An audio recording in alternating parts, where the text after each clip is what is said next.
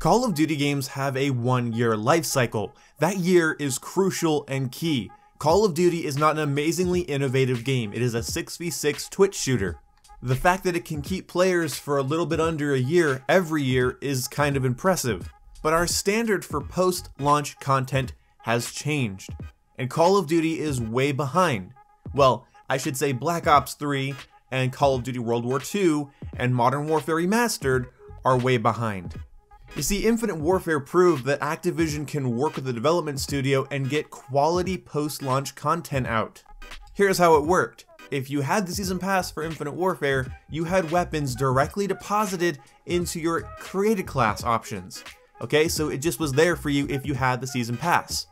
If you didn't have the Season Pass, you got a challenge to complete that you had infinite amount of time to complete, and once you completed it, you got the weapon associated with that challenge. Similar to the way Battlefield gives out their DLC weapons, but those actually cost money. Infinite Warfare also had a competent daily login bonus and small in-game economy, which made getting variants relatively easy and quick. I know by the end of that game's life cycle, I had everything that I wanted, and that was cool. Though I have to admit, it was a little densely packed, and they could have limited the amount of variants in the game down a little bit. But still, I got what I wanted. And see, this is really important for a 1-year life cycle Twitch shooter. It is not an innovative, crazy over-the-top game. It's not a Battlefield. You're not going to have these only in Battlefield moments. You know, you're not going to have these massive amounts of variety per match. You know, you're not going to have that. You're 6v6 grinding for camos and prestige, and so them locking you off from content is kind of funny, and that's exactly what Call of Duty World War II is doing. Call of Duty World War II, since it's come out, has done nothing to entice me to log on. It walls you off from things. It makes you jump through weird hoops for it. Why not just give people content? They're buying your game this year, and next year, and the year after that, and the year after that, and the year after that. You're not dealing with a 2 to 3 year life cycle game. You're just not.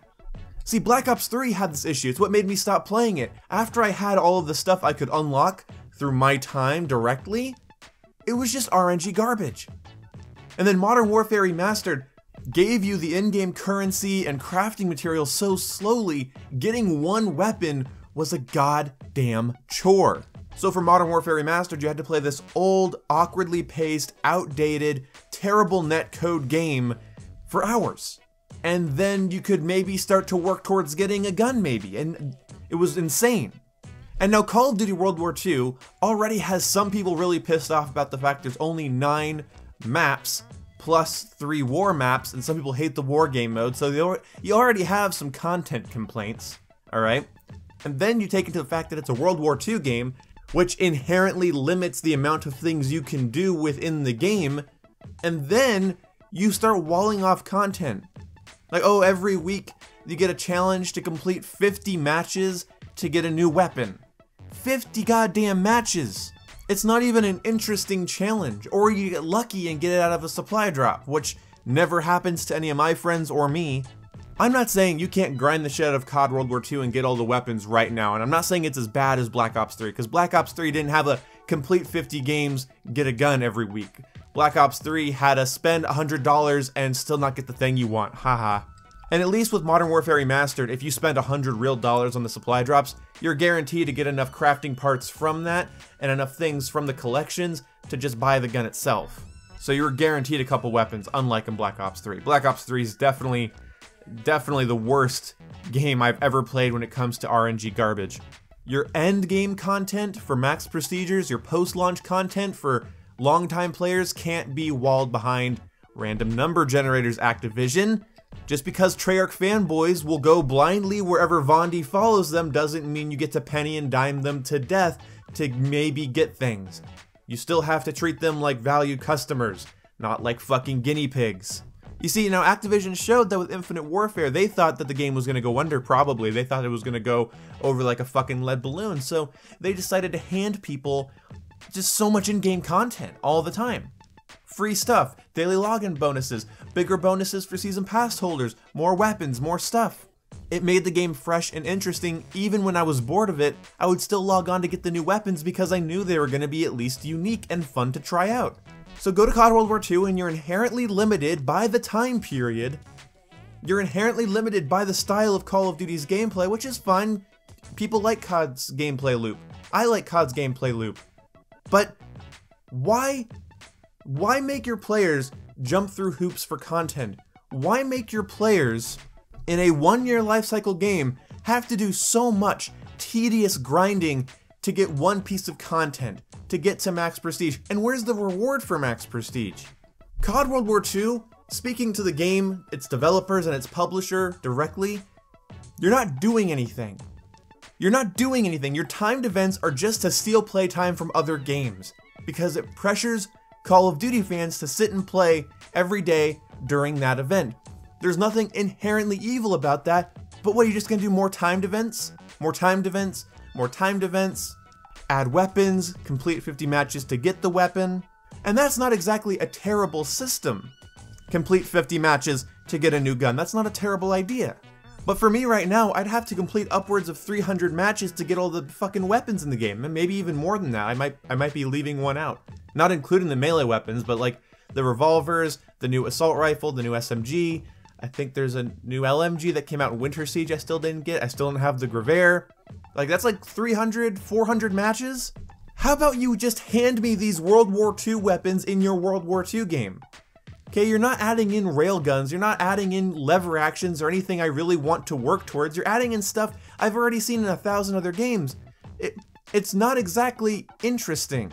From a gameplay perspective, we're not talking about like the historical significance or anything. The gameplay perspective of these weapons is semi-auto, ballistic weapons, full auto, ballistic weapons, semi-automatic pistols, full automatic pistols, full automatic SMGs, bolt action, and semi-automatic snipers. So you could add in like the Lee Enfield sniper rifle into Call of Duty World War II, and why would I hop on and complete 50 matches to get it?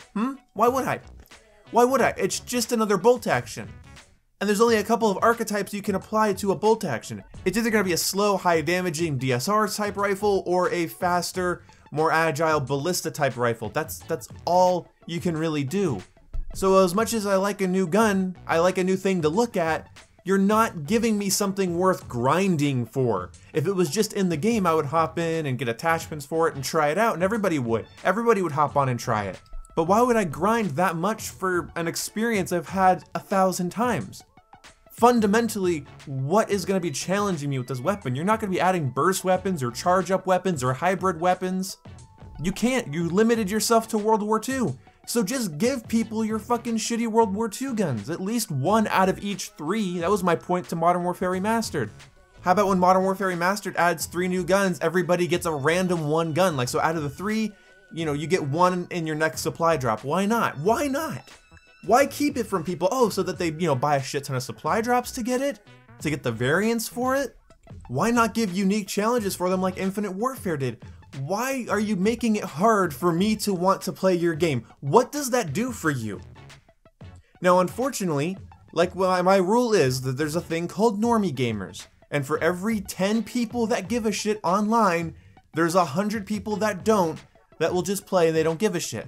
And I still stand by the fact that COD World War II is a solid but boring game. But the boring part sticks out like a sore thumb to me. So many YouTubers, so many COD YouTubers are starting to say it's boring. And so why go through more steps? Why go the extra mile to make things difficult for people, Activision? Why go the extra step to make things more frustrating to deal with? I ask the same question to Battlefield 1, Modern Warfare Remastered, Black Ops 3, and Advanced Warfare. And I'm not hard to please. You don't have to give out, you know, free map packs and like, you know, 100 free weapons. No, like, you did great with Infinite Warfare. For the people that enjoyed Infinite Warfare, seeing that there was a double-barrel SMG, a railgun, a lever-action shotgun, or whatever added to the game, that kept people playing. Also, you had prestige guns in Infinite Warfare. You had prestige weapons, and that was important to a lot of people.